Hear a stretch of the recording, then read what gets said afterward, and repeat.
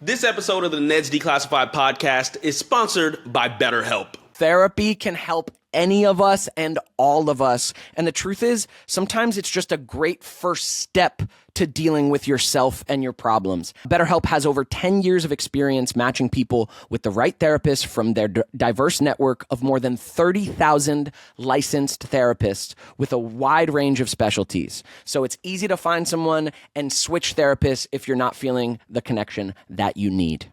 We're all better with help. Visit betterhelp.com/Neds to get 10% off your first month. That's BetterHelp, HELP.com/Neds. In a world full of haters, insane content creators, and the ever soul-crushing hamster wheel of growing up, we are three best friends trying to do the impossible, create a podcast that helps you survive life. I'm Devin. I'm Lindsay. And I'm Daniel. And this is Ned's Declassified Podcast Survival Guide. Results may vary.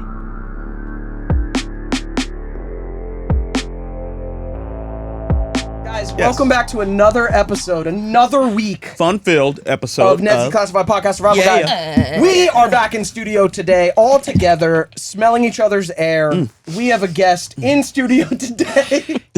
Our friend from High School Musical, Lucas Gabreel. Thank you. Hey, Thanks for dude. having me. Appreciate Long it. time no see. You would never know that you guys are all actors. right?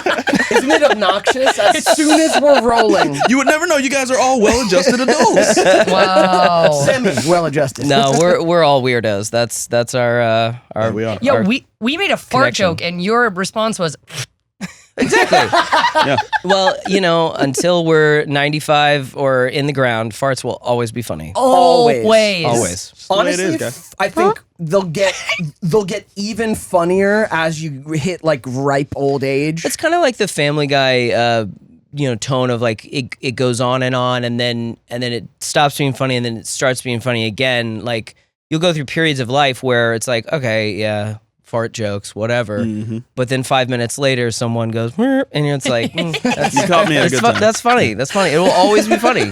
part of the reason that I don't trust my mom is that she has never found farts funny. So Oh, Distrust. there are those Distrust, people out right? there. Does she and- fart in front of people? never. I have Oh. like never. And when it like I probably heard her fart like a handful of times, and she always looks at me when I laugh. She goes, "Lindsay, Oh, shame for mother." It's a natural occurrence in the human body, and we should all embrace it and laugh at it. and embrace the humor. laugh. I'm gonna That blow part. up my mom's spot right now, but man, my mom, she'll Oh, tell it. Is this an SBD situation? No, it's the opposite. Is she? I haven't said that in so long. That's great. I had to retranslate it in my head. Silent but deadly for you Gen Zers. That was SBDs were big deals. Back in the 90s. No, the opposite. My mom will let a noisy fart out, like basically seemingly uncontrollably by accident, and then her thing will be like, "Did you let ducks in here?" Bro, that's wild. My dad has a similar one.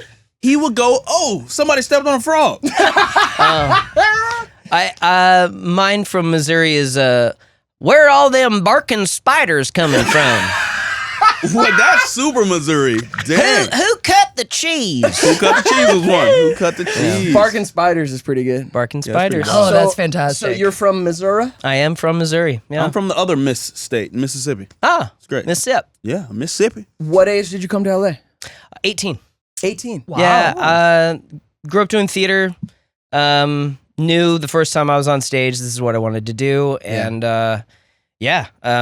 packed up the car right after graduation and drove out. Wow. Got lucky. Just by yourself? A buddy of mine from high school came out with me, Michael Brown. He's a very successful editor now. Nice. Nice. Shout out Mike. Big Mike. Yeah. Did he came out to perform though, and then No. Oh. No. Two performers would have been too much. We knew that Egos. this was the right It's a symbiotic balance. relationship. In high school, in student council, we both would make videos for the school, which they didn't really do at that time because this was way VHS. I remember like coming down to his basement and seeing this like 17-piece computer thing monstrosity, and he was like, Lucas, I can now digitize. And it was like the craziest, biggest thing. And of course, everything took forever to make. Totally. But we made sketches and skits and little videos that now would be, YouTube videos and Right. TikToks and all that kind of But stuff. before it was convenient. Yeah. And before there was a way to disseminate it to the Right. to the world. No filters, True creatives. Yeah, well. No, So seriously. yeah, it just made sense. I had come out to LA the summer before I graduated just to like check it out because I was like looking at colleges and I didn't really want to go to college.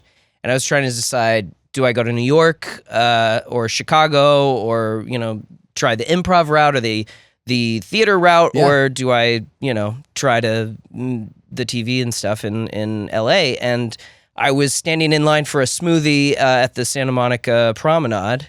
And a guy came up to me and was like, "Hey kid, how old are you?" And I'm like, "I'm 18. He's like, "You look like you're 14. I'm like, "Yeah, I get that a lot." He's like, "Well, I've been in the industry for 35 years. I know what people are looking for. You got to look, kid. Have you ever thought about being an actor?" And I'm like, "Yeah, that's why I'm here. I'm trying to like make connections and, see if this is right for me." And he gave me his card and he was my manager for 10 years. Holy shit, dude. Yeah.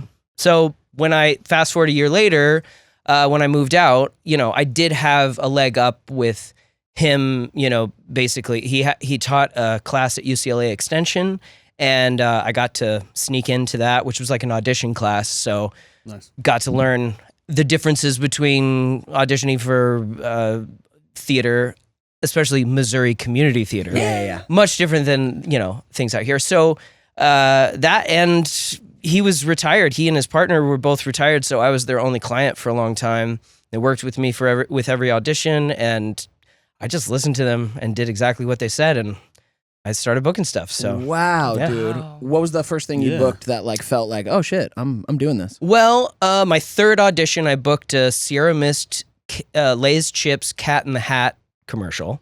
Oh my gosh. That was so wild. They were like, they had it all cast, but they figured out the day before they were going to shoot that they needed a younger demographic. So they auditioned some kids. I didn't even make it home before they said, "Your call time tomorrow is this." Wow. And so that was like wild. I showed up and I was like, I showed up at like 4:30 in the morning. I was like 3 hours early because I was worried. I was worried that I had been in LA for 2 weeks, so I didn't know. And I was living with my cousin up in Santa Clarita, so it was a long drive, and I didn't know LA at all. I had my Thomas guide. Thomas Guide. God bless. Which doesn't tell you how long it's gonna take. Right. That's No, not no. how Thomas maps Guide- worked back then, children. It was this beautiful guide that you would be like that you had to get when you came to LA, and you would just open this thing and it would lay across your entire lap and the whole passenger seat, and you'd have to map out. Yeah. Not even MapQuest, not nothing. Like I do remember my manager saying, "Well, look, kid, you got to get a Thomas Guide." And I'm like, "Okay, cool." So I went to Barnes and Noble to buy it, and it was like $40, and I was like, "I don't have $40.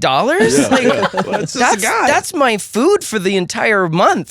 Dang. Like I was eating, ramen and hot dogs from 7-Eleven, Bro. just barely scraping by. But you did need that Thomas But- Guide. It's the only way to get around LA yeah. at the time. Totally. And, I lucked out and got that commercial. And then a month later, I got a Bank of America commercial. A month later, I got another one. And then Wow. within Older to play younger too. well, within 5 months, I got my first movie, which was Halloweentown High. Yeah. Disney Channel Yeah. movie. oh Yes, sir. wow. So you're part of that franchise. Wow. Yeah, I That's did. legendary. I did 3 and 4. Legendary. Yeah, it was cool. Do you get love at the conventions for it? Oh, yeah. Yeah, I mean, Halloweentown has a big dude, fan base. it's amazing. All these years later, people are still like, "It's my comfort movie. Every Halloween, I have to watch all 4 of them," and blah blah blah. And it's very sweet. Yeah, I know it's sweet. Like we can get jaded, right? Like because like it's a job we did so long ago, so it's like, oh yeah, that was a good time, but like that was 10 years ago. I don't even think of it. And then we've been doing the con circuit now, and like it's so nice seeing the people who are just like, no, this is still so relevant to me. Yeah. As somebody who just found their show that they could rewatch like over and over, I didn't have one of those when I was younger. I didn't really feel it. I always felt like rewatching something was like, ugh, no. And now that I found it, I'm like, I would dissolve into a puddle to see those people. So I completely understand that. That is so nice to be a part of somebody's familiarity and things that make them feel safe. Like, I mean, movies and music saved me so many times growing up, and that's why I tried to do this job. Yeah. And so when someone says that to me, I immediately say, well, dude, I have those movies. I have those people who I idolized and still hold in my heart, who have gotten me through so many tough times and so many laughs and cries and all of the things in between, that I know what that feels like, and it's really special to be a part of someone's version of that. Yeah. And Halloweentown for sure, but then obviously High School Musical. Well, yeah, that that's has one of the big one. biggest generational impacts out of anything. Our generation, like, we watched it happen. Like, all of us are auditioning for similar things. Like, I was in acting class with Vanessa at the time that High School Musical was casting, and a lot of roles come through and everyone's going out for them and people get stuff and you're like, oh, that's cool. You don't see beforehand, like, none of us knew how massive High School Musical was going to be. No. And that's made the biggest impact. Yeah. That was exactly 20 years ago. We were actually, I think right now we were either in pre-production or starting to film in Utah 20 years ago this month. Holy shit. Yeah. Wow. That's crazy. so insane. So yeah, what is the process of auditioning and getting that? So you do the Halloweentowns, you're feeling like real good. Yeah, I did the Halloweentown, and look, I recognized and knew how lucky I was to have that string of very early success. Yes, wild. Yeah. And but after Halloweentown, I had to go back to work at Blockbuster. Movie came out. Kids, that's a place to rent movies that doesn't exist. A physical Netflix. VHS player. Physical Netflix. It's the Netflix store. Which was an awful job that I loved. But yeah, that was a real amazing dose of humility, because the movie came out, it was on the shelf. A kid even came up to me. I'm on the cover, and which was so weird. I'm not like one of the lead characters in the movie, but for some reason they put me on the character on the cover. Heck yeah! And this kid's like, "You look like the guy from Halloweentown." I'm like, "Yeah, that's me." Nuh-uh, you work at Blockbuster. It's like, well, let this be a lesson, kid. Not every actor's a millionaire.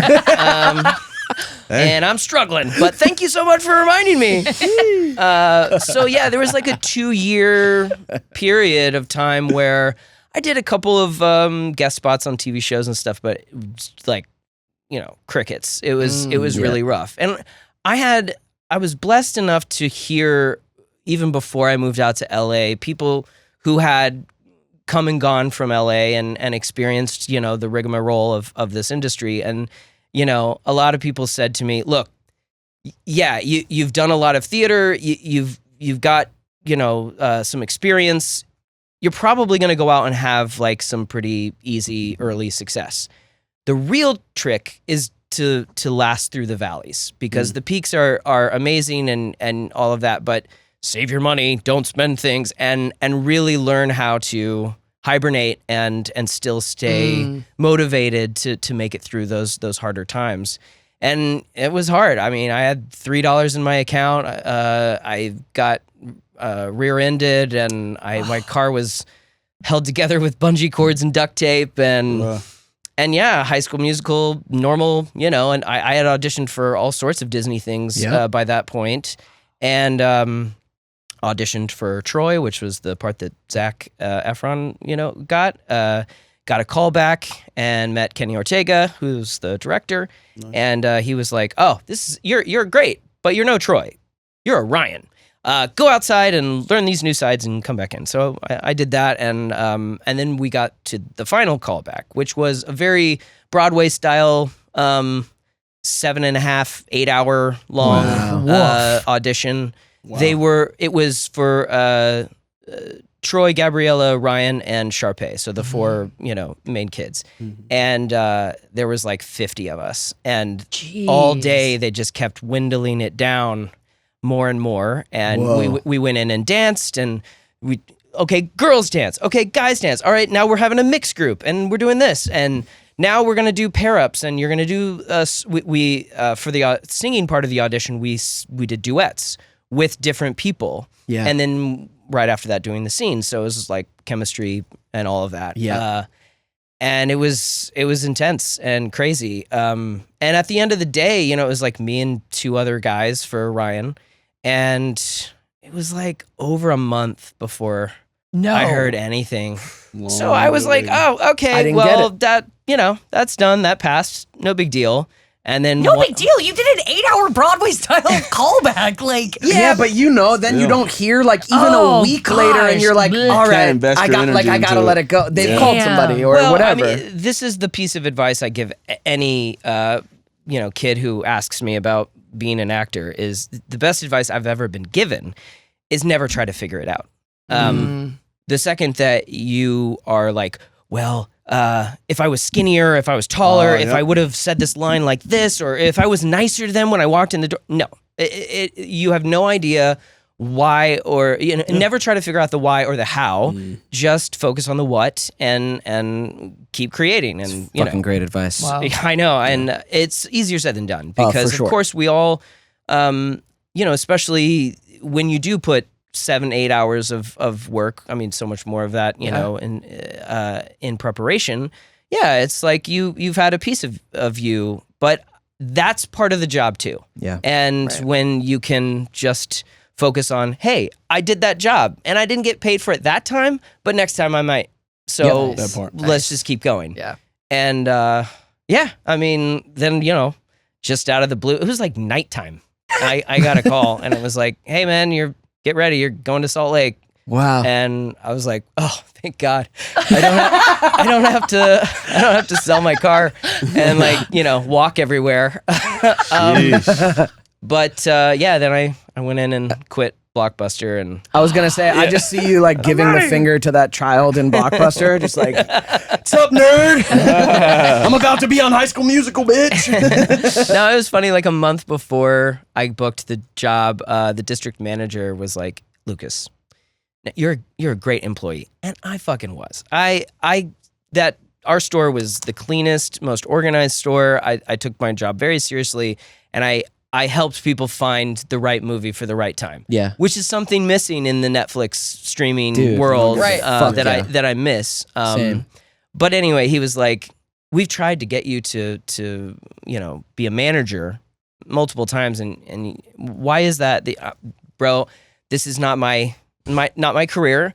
I want the least amount of responsibility as possible, and you can give me a raise, but I'm not going." And he's like, "But Lucas, think about it. I mean, in 2 years' time, you could have my job, and if you work really hard and you stick with it." And I was like, "Yeah, I'm really kind of focusing on the acting thing." And he's like, "Lucas, this is a really hard business, and I've seen a lot of people come in here with super high hopes, and they just get really down because they're upset that it doesn't happen, and it doesn't happen for everybody." And I'm like, I know, but I don't have a plan B, and I really don't want to move up in Blockbuster. And my thought was, look, I might have to go back and get another job after High School Musical ends shooting, but it's not going to be a Blockbuster. It had been 2.5 years, and I had done my time. Yeah, that's enough. He's like, look, Blockbuster's going to be here forever. Oh, okay. Acting might not. When Netflix came out, with Redbox too. Yeah, with the mail disc in that they mail in. Yep.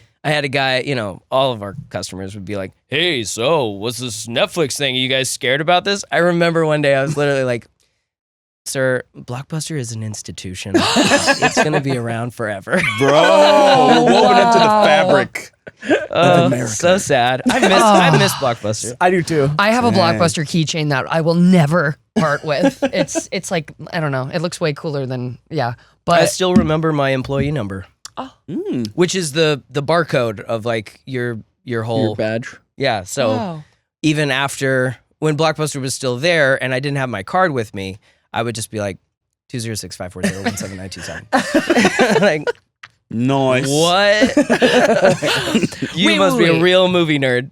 Did Blockbuster have those adult movie sections, or am I making that No. up? Okay, my That's bad. family. Let me move away from that. There was even movies that they wouldn't rent. Like If Eddie they were Murphy too gnarly. Raw was not available in our right. store. It was available in some stores, but you Not know. Family Santa Clarita. Well, I worked in Canyon Country for a second, and then I moved around a little bit, but I ended up staying in Van Nuys. Oh, okay. Or Sherman Oaks. Raw could have been there. Yeah, totally. Yeah. It should have been. Yeah. No, I had enough people complain about it. Yeah. Bro, Halloweentown. Kimberly, did you got your characters dated on the show, right? No. So the fourth movie, I was the love interest, but that's when they replaced Kimberly J. Brown with Sarah Paxton.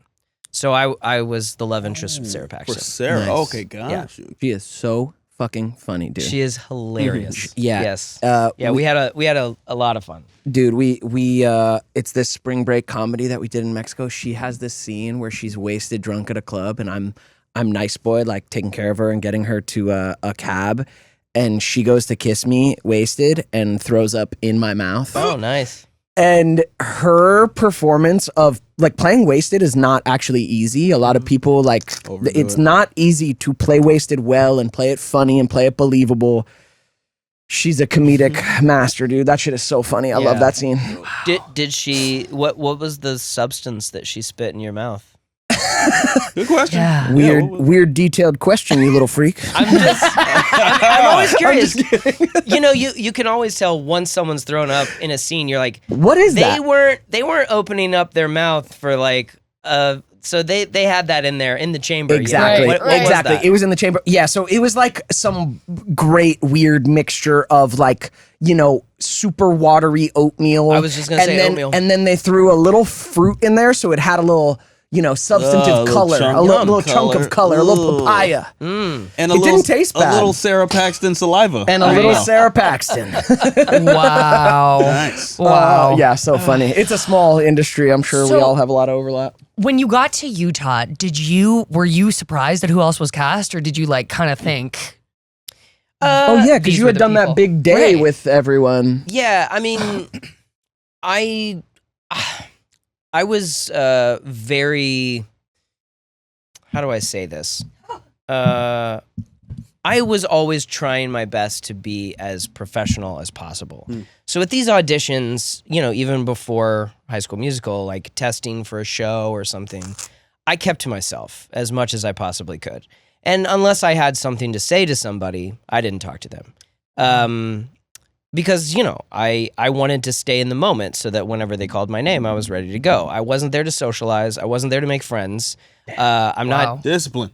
Well, I came from the world of theater, which Yeah. if I didn't have my costumes hung up at the end of the show each night, I wouldn't have a costume the next day. And we were sweeping floors, hanging lights, taking tickets, doing office hours, doing the whole thing. Right. So yeah, I have a mad respect for the whole thing. And yeah, also everyone at that audition had their parents with them. The majority of these people were children. You're right. And I was definitely not that. So, it was important to me that I would just like kind of meditate, and I went outside and just kind of like walked around the block a lot of the times. But yeah, so we actually recorded the music here in LA before we went to Salt Lake. So the first person I found out who got the job was Ashley Tisdale. And she came in with her mom and her dog to the recording studio, which I was just like, this is so Los Angeles. And, we butted heads at the beginning, but over time, she is my sister and I'll love her forever. What does that mean creatively, especially when you're first meeting somebody? Like, what does that look You're like? a little pitchy, Ashley. No, it was more like, we were playing two characters who were twins, and she was the boss. And she would always tell me what to do. I was always in her shadow. She would always, push me out of the way. And there was a little bit of that, outside, off camera as well. And, you know, I wasn't, again, I was wanting to be professional, but I also had to stand up for myself sometimes and be like, Ashley, no, what? I'm actually a person, and you know, I'm not Ryan. We can do that all you want. When we're like the audition, she gave me notes, and like added lines and told me what to do and all that. But here's the genius. Go ahead. Ashley is a fucking genius because she knew exactly what to do to get the dynamic exactly where it needed to be for that audition. Wow. I walked into that room resentful and just like, how dare this person tell me what to do? And that's funny as fuck but for I your also roles. did everything that she told me to do because that's the character. Right. Ryan's always like, I want to do this. and you know, they saw it, and I didn't get it at first, but you know, once we were, you know, on set and doing all of the things, I was like, yeah, this is how it has to be. Yeah. And you know, some people completely transform and put on different characters, and other people, hey, I need to be in this mode, you know, throughout the shoot, and so that's fine. Yeah. And like I said, you know, after 4 movies and, you know, countless tours and you know, traveling the world together and everything, like forever, she will be my sister. Nice. Wow. Nice. Yeah. Wow. During that time, I heard Fred Rogers has a quote: "You can learn to love anyone once you've heard their story." And it just, I heard that and I was like, I immediately thought of her and I was like, oh yeah, you know, she was discovered at 3 years old and has had so much success ever since then. And it makes totally sense. Total sense. So I get it, and I love her. Yeah. This episode of the Neds Declassified podcast is sponsored by BetterHelp. This month is Mental Health Awareness Month, and it's also my birthday month. I feel personally attacked. Dude, it is not an attack. It's just a recommendation for your well-being. Therapy can help any of us and all of us. And the truth is, sometimes it's just a great first step to dealing with yourself and your problems. Having someone safe and professional to talk to about what's going on inside. When people hesitate to get help, it doesn't just affect them, it affects everyone around them, Daniel. Hey, man, it's the judgment. I'm afraid of the judgment, man. I feel like society has really opened up to therapy being a normal part of mental health hygiene. BetterHelp has over 10 years of experience matching people with the right therapist from their diverse network of more than 30,000 licensed therapists with a wide range of specialties. So it's easy to find someone and switch therapists if you're not feeling the connection that you need. We're all better with help. Visit betterhelp.com/Neds to get 10% off your first month. That's BetterHelp, HELP.com/Neds. What was some of your like favorite scenes to shoot in the first one before you ever knew it was like a phenomenon or this or that? Like what was that like shooting the first one? You know, the 2 numbers that I did with Ashley were a lot of fun because I put so much of my own memory and myself, but so many other theater, you know, thespian actors in community theater and in high school theater into those performances. They were the campiest, and like Waiting for Guffman is my favorite movie of all time, and it is about a community theater in a fictitious town of Missouri.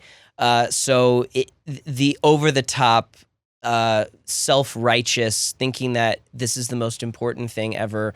You know, not everybody had that, you know, pompousness, but there was definitely this air of we are thespians. And I love that so much. And getting to, you know, like we have a bit where we do warm-ups, and literally before we were doing it, it's not in the script, but Kenny was like, yeah, I think you guys should do something before this, like to psych yourself up.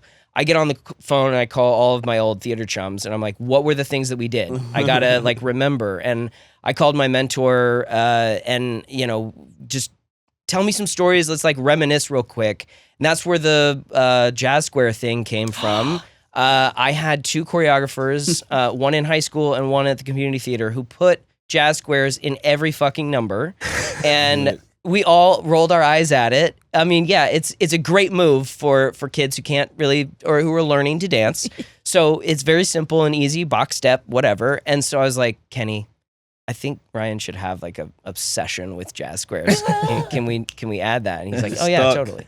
So, and that was, we were so lucky to have Kenny be, well, first of all, that no one knew it was going to be as successful as it was, because hands were coming in all the time for the sequels. But for the first one, Kenny was just like, there's the roadmap, but let's talk, let's discuss, and let's explore. You can, we talked at length about Ryan because, after reading the script, I was like, hey, Kenny, so can we talk about Ryan? Yeah. I mean, he's gay, right? And he's like, you know what? Here's the thing.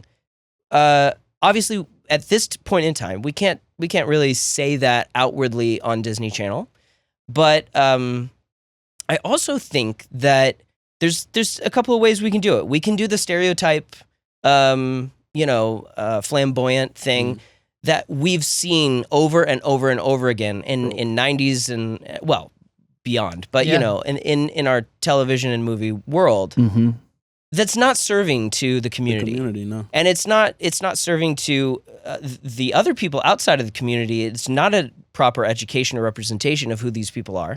And I was like, okay, great. Well, I started asking him about his journey. I started thinking about friends of mine who were, discovering themselves in high school. Yeah. Also, take the sexuality out of it. We're all trying to figure out who we are in high school and beyond. I'm still trying to figure out who I am. So it was really cool to be able to have a broad paintbrush of saying, he's so joyous and loving and dedicated to this art that he does. He's sometimes frustrated that, his sister kind of gets in the way of that. But overall, he's trying to figure himself out and trying to find his place and where he fits in the world. And I think that was such a cool thing for a made-for-cable TV movie musical. And I'm a nobody, and I was given that opportunity to be able to have those freedoms. Yeah, and good on Kenny for being so open to, the beauty of the collaborative process. But you guys are younger actors, but you are the actors. You are playing these characters. Good on him for being open to that exploration, man. Yeah. How long did it take to film the first one? A month. Wow. And then how long between when it was wrapped and when it hit because I heard it described as a cultural phenomenon in the theater that I saw it in, and it truly was. When did that just start to come into your consciousness that it could be that big? So it came out in January 2006, and I didn't think anything of it other than my friends and family. It was a big deal for my mom to have a watch party and all of that. But it was a couple of weeks later, my old voice teacher called me and was like, "Do you know that you're number 1 on iTunes?" I'm like, "What? No, that's not right." And he's like, "Yeah, you're 5 of the top 10 songs, and your album is number 1." And I'm like, "That's insane." And it was less than a month before I got the call to, "Hey, this weekend, or get ready. In a couple of days, we're going to go to New York, and you're going to do the Today Show and Good Morning America, and teach all the kids around the world how to do the We're All in This Together dance." Dude. So it was very fast, way too fast for me. Was that really nerve wracking? How was that adjustment incredibly. period? Yeah, I didn't think I deserved it. I didn't think I knew I wasn't ready for it, and it was intense. It was beautiful and amazing. Yeah. But it was intense. That's an intense level of energy and attention and eyes on you and responsibility. Such a short period of time. Yeah, and I came from, very rural Missouri. So, my dad was a farmer when he was a kid, and his work ethic is unmatched. And so it was you give 110%, you work really hard, and maybe at the end of your life you'll have something to prove, something to show for it. So I came out to LA thinking, well, there's no chance in hell I'm ever going to be famous. I think, if at least I can make a living doing this, then I will have succeeded beyond my wildest dreams. Yeah. And I also thought it was going to take decades to do it because, you hear the stories of struggling waiter actors, all of that kind of stuff. So yeah, it was shocking. And the thing is as it was going on, I was in such denial. I kept thinking, well, it's got to be over after this. There's no way that we're going to do another one. There's no way that, people are going to care about this a month from now. And then it just kept going, snowballing and growing and becoming bigger and bigger. And, it was a great lesson in acceptance. Yeah. I mean, to this fucking day. How many did they make? 4? Well, there's three main movies, and then there was a spin-off movie called Sharpay's Fabulous Adventure that I did a cameo in, and then they recently did 4 seasons of an Apple Plus or a Disney Plus TV show. Yeah, wow. High School Musical, the series. Dude, the musical, the series. And we did 2 concert tours. There was an ice show. There was an ice show? Oh, yeah. Did you already know how to ice skate? Oh, no, we didn't do the ice show. Oh. Like the music touring. We let that to the professionals. Leave that to the ice how many skills you can have? No wonder Disney recruits I wish, man. I wish. Stacked. We did get to see the show, and it was incredible. Wow. Like, incredible. And seeing, anytime, I've seen, like, the thing that you were a part of and that somebody else adapted, is doing it. Yeah. It's wild. Right. And I get kids from all ages coming up to me all the time saying, my middle school or my high school put on High School Musical and I got to play you. Oh. And a lot of times it's a girl who played Ryan, which just, it's so touching. And it's amazing because, again, like, the movie was so much about stereotypes and about, like, well, the jocks can't mix with the thespians, can't mix with the slackers and the skaters and blah, blah, blah. And Ryan really got to be this kind of in-between character, and seeing that in so many people's eyes, he doesn't even have to have a specific gender is just like the coolest fucking thing. I saw an interview you did where you said that you were a little bit conflicted about him potentially being a gay character and you taking that role without having that experience. How do you feel about it now? Because it was you helped a lot of people, I still think, by giving that representation. Oh, I've played many gay characters, and I've loved every single one of them, and I wouldn't change it for anything. I was, the Black Lives Matter movement really made me look inward and think about my own racism and my own sexist thoughts and all of that. And I always want to be learning and aware of all of the, not just currently, but what I've done in the past. Mm-hmm. So I, when someone asked, because Kenny Ortega did a Vanity Fair interview where someone just point blank asked him if Ryan was gay, and he was like, well, yeah, of course. And so then, lots of people reached out to me. And so I asked a lot of my gay friends. And I asked Kenny. I was like, what do you think about this? And he was like, you know what I think? What do you think about me? So you think I can't play a straight character? You know how many straight characters I've played in my life? So if you can't play a gay character, I can't play a straight character. And that's doesn't just bullshit. Sense. Yeah. So he's like, you were the one to do that job, and I wouldn't change it for the world. And having his, blessing on that. And obviously, other people are going to have their opinions about it, and you can never please everyone. Yeah. But Ryan is the closest character to my, heart forever, and I will cherish it forever and ever. And our roles as actors is honestly it's not having to choose that stuff. It's we get an audition, you go out for that role. You just embody it, you learn it, you bring as much empathy as you can to it, and But it's like then when you're doing interviews for this, this is what I ran into playing Paige on Pretty Little Liars. I was asked about, are you gay? And I remember having to like wanting to point out like, no, I'm not. Like, I'm not, right? Because I don't think that I had been able to ask myself that question. Other people had projected that identity onto me as well, just in my personal life. And then I played this character on TV, and in my mind, I'm like, is this the sign? Is this it? And it took me so long, even after playing that character, to be able to like ask myself that question with love, like, am I gay?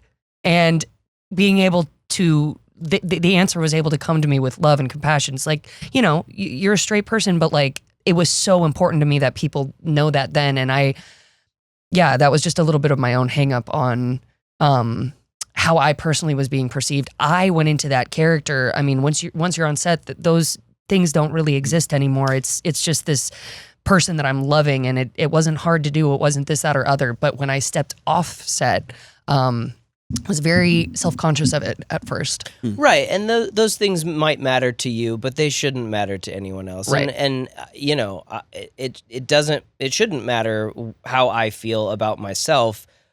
It's all about the character. Right. So if you're doing that, then and serving it well, then you know. Yeah. I mean, you know, it's the age-old thing. Show up on time, be on your mark, say your lines. Yep. That's the only job you have. A+. Yep. Yeah. Yeah, for real. So It's silly when people take it a little too seriously. Right. Right. But Yeah, man, dude, I gotta I'm say, sweating. Racing, I'm sweating right now. I was like, listen. Bro, I wore a dress like once, and I still like get those questions. I'm like, my character was clearly trying to pick up on girls. Like, yeah. they threw a dress on. It's not a big deal. But hey, yeah. No, I mean, you made a hot woman though, Daniel. I will be honest. I was nice.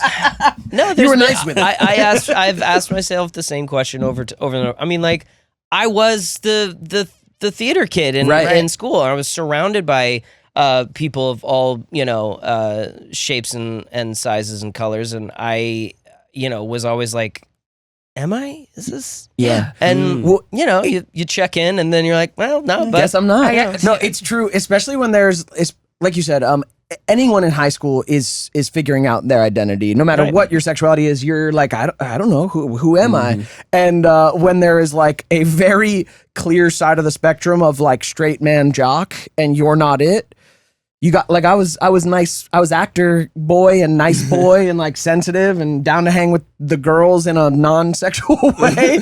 And yeah, we all got to ask on an authentic level, does that make me gay? Am I gay? Dude, I gotta shout out because I went to a performing arts high school, and this was after like Neds, man. I gotta shout out my homie Titus LaRue Gibson Jackson. I'll never forget. Got a lot of names. He's got 4 names, man. He loved Corbin's character because he had similar like kind of locks. I'm not locks like him, but you know, curls. But Ryan's character was huge for him, and it was because you represented that community for him. So shout out Titus, man. But you guys, our school, and this was like it had to have been the same year High School Musical dropped. They had us doing songs from the show. Like our choir was breaking down your songs before there was even like sheet music. Our teacher would just come up with it because it was that big a hit, man. So y'all had a huge impact on us. Dude, we're all in this together is still a positive anthem for our fucking generation, man. And somebody will bring it up, like just if you say something along that line, all in this, like it's just that we're in thing. this together. Well, Gotta all of the song titles have. I mean, they're all phrases that we say. Exactly. You know, don't stick to the status quo. Yep. You got to break free and find what you're looking for. Because at the end of the day, we might bop to the top if we get our heads in the game. I'll get your head in the game. But, you know, we're all in this together. I got to go my own way, guys. Nah, so good. When did you become friends with our mutual friend Mayada Walsh, man? So after High School Musical, I did a few more films and such, and then I was lucky enough to get on a show called Switched at Birth. Yeah. Oh, nice. Earlier, or formerly known as ABC Family, now Freeform. Yep. And Is Boo Boo on that too? No. No, he's on the next one with her. But I love Boo Boo. Yeah, hell Boo yeah. Boo Stewart is great. Yeah. Mayada played my first love interest, and it was kind of late enough into the first season where the rest of us were pretty comfortable and everything, and I'm not always friends with the whole cast of everything that I do. You know, nobody is. It's Right. like it's any job. You know, you've some people. Sometimes you're friends, sometimes you're not. Yep. But yeah, it was one of those special ones where we were a very fast family. Everyone really got along very well, and so it just made sense when Mayada came in. She's also just one of the most beautiful people in the world. I love her heart, and I actually, when I first met her, she came in and she literally hugged every single person on set, and I was like, "Oh, come on! What kind of show are you putting on?" But then, after just we would her. do our scenes, we would chat and talk, and I was like, holy shit, this girl is real. That's actually genuine. Yeah. And that's why, her heart is just so beautiful. And so she's a sister forever as well. Yeah, fuck yeah. Yeah, I think we met through her. Yeah. That's what had us connect. She's amazing at bringing communities community together. building. It's For true. sure. Yeah, she has so many circles, and she's always like trying to smash us together because she's like, "You'll like each other, be friends." Weirdos unite! So The great networkers, right? I ended up matter. at his house the New Year's going into 2022, like 3 months after Rust. I went with Kelly Balchard, mutual friend who shot our photos, right? Like I ended up at your house for Another- yeah, Kelly's another Oh, you run fucking with the whole homie. crew. Yeah, Oh, okay. yeah, I'm like want to Oh, give you alright. guys context of like he runs with Kelly and Jen and Mayada. And yeah, we ended up at your house for New Year's. That was a nice New Year's, but I was a broken boy. I remember that. Oh. Yeah, it was a Yeah, sad, you were really sad. Yeah, that was a rough time, man. I'm like just getting through that. Yeah. But yeah. Well, the last 5 years have been full of rough times for a lot of people. Yeah, man. And just us sitting here right now, I think of how lucky we are that so many people have had it so much worse than we. So Amen. it doesn't diminish the pain, Yeah. but it also gives great perspective that there's always hurt, there's always pain and suffering, and man, to just be here. And I think about this often when I'm doing these conventions, sitting and meeting people, hearing their stories, getting to swap, tell them anecdotes myself, and it can be taken so lightly. But the fact, sometimes we feel like monkeys or furniture, like stand on your mark, say your line, and Yeah. that's that. When you hear a personal account from someone who has the show, your project was that comfort thing for them, or something that gave them a different perspective, or expanded their mind, or something. There's just no better gift than that, and it's really sweet, and it's really amazing that we get to do what we do.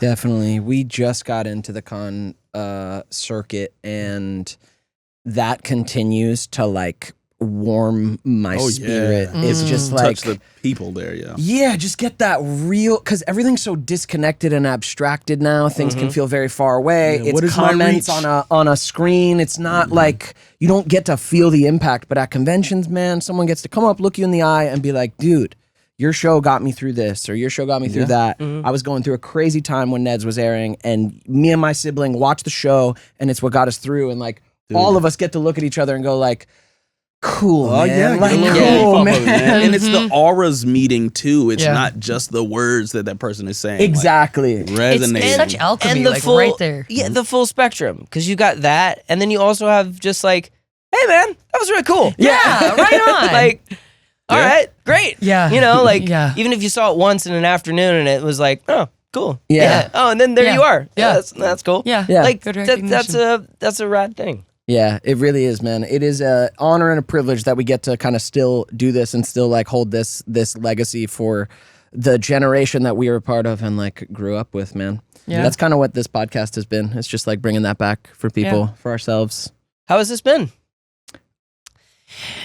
You know, it's had its peaks Ups and it's downs. also had its valleys, but it's like what the whole show is about is responding to the stuff life gives you. It's working through relationships and like deepening them and getting to know people and being a stepping stone for other people's consciousness as well as my own, and like getting these two amazing perspectives that I super trust and like that I think are so well vetted and thought out. It's really been like life-changing for me, and it's so lovely to be able to like pay that forward to listeners, because that's really what we're doing here is just this really genuine thing, and I have found healing in it. So, you know, That's amazing. yeah. It is so fucking weird and cosmic. Like, we started it, for me, I started it as a means to an end. I started it to get us to an adulthood reboot of Neds, because it makes sense. Let's give tips for young adulthood. Like, that's a time that's more confusing than middle school, arguably. We could do it right. We could do it well. Started the podcast to get to that point.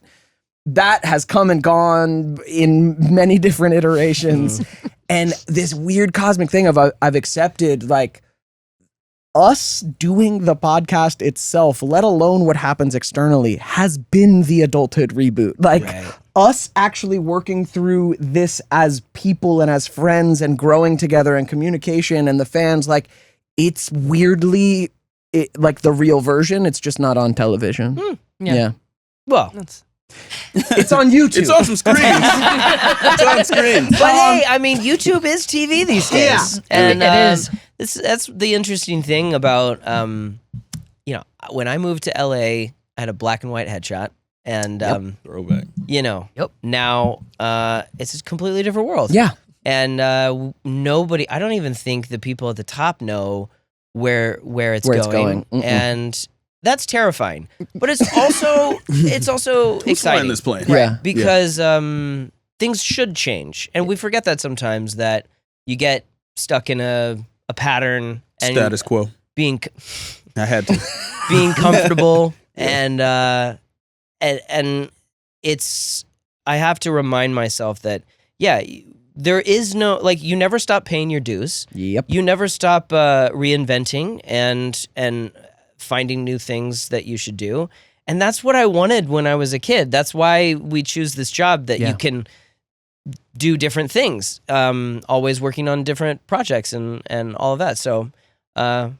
Yeah. This is our podcast arc. Podcast art. The journey continues. Yeah. So in the spirit of the adulthood reboot, Yes, we like yes. to end our episodes with a tip. Even though this conversation has been full of wisdom, a tip directly to the audience can be about anything. It's up to you, silly or serious. You spin the corkscrew, not the bottle. No, I was gonna say, what does that that's a mean? good one. No, I like That's it. a good one. I like it. A friend like was that. just opening a bottle of Prosecco, and I heard someone shout that into the room. You spin the bottle. You spin the Corkscrew. You spin the Corkscrew. corkscrew, not the bottle. So this stays steady, but this is ever changing. I didn't think that was gonna stump you I guys. love that. Nice. I love that. No, yeah. I mean, I've kind of said my few Yeah, serious ones. So. You've Yeah, given already some. kinda. You've given lots of wisdom. Well, thank you. Yeah, you Yeah. have. Dan? Dan? Guys, in life, sometimes you got to get right before you get left. Bang, bang. Good Lord. Yeah, I tried to match up. Dev? Go ahead. Are you left-handed?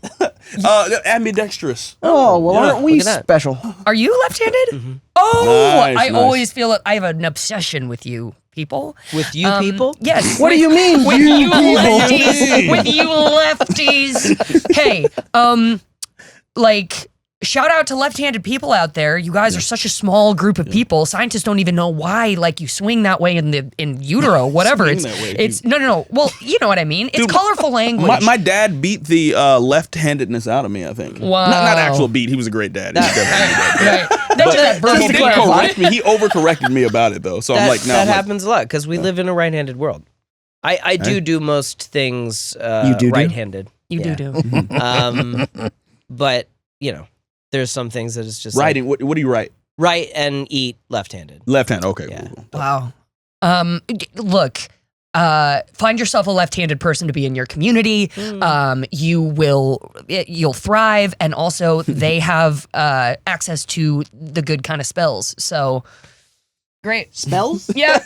Like Because obviously wizardry? witchcraft. Yes. Okay, got it. Just catching up. Well, he did play a warlock, Witches right? and wizards. Yeah. Oh, hey. There you go. Hey. I did. My tip is well, first of all, check us out on Patreon. Leave us a comment. Hit us subscribe if you haven't. Check out Lucas Grabeel on all the things. Check out his song "You Were My Childhood." Something we can all resonate The with. song is called "You Were My Childhood." Yes. Oh, that's an good. ode to the fans. Oh, that's good. Yeah, over time, hearing that phrase a lot after I got over the fact that, oh, that means I'm old. Yep. You know, I looked at it from a lot of different points of view, and I realized that it was all of our childhoods. Even though I was, I thought I was an adult and living on my own, it was a growing up and a transition into a new season of all of our lives. So, but yeah, I mean, all of these years later, I mean, I get people coming up to me saying like, you were my childhood, and now my kid, I'm like, they're in love with it too, and that's just really special. And we rarely get a chance to like, I guess social media is a chance, but I just suck at that. So I express myself through song. So my way of saying thanks, and it's a love letter to all of these people who've kept it alive all these years. So. That's fantastic. Check it out. We started this podcast, and the feedback early on was "You were my childhood," and then we reached the evolution of it, which is you ruined my childhood. Ruined my childhood. That's the other side. Yes. And my tip is we're all in this together, kids. We really are. There's enough division out there in the world. If you're not helping with that division, you're hurting it. We are all in this together. It is a chaotic time. There's way too much to other people about opinions and all this shit. We're all in this together. We're all feeling the anxiety, the fear, the uncertainty. Let's remember. We can all jock, nerd, thespian. We can Slacker. all dance on that basketball court together. damn. Okay, You're love scissoring you my guys. hands. See you next And week. the dexterous Thanks for coming, scissoring. Lucas. Thanks for having me. Good stuff.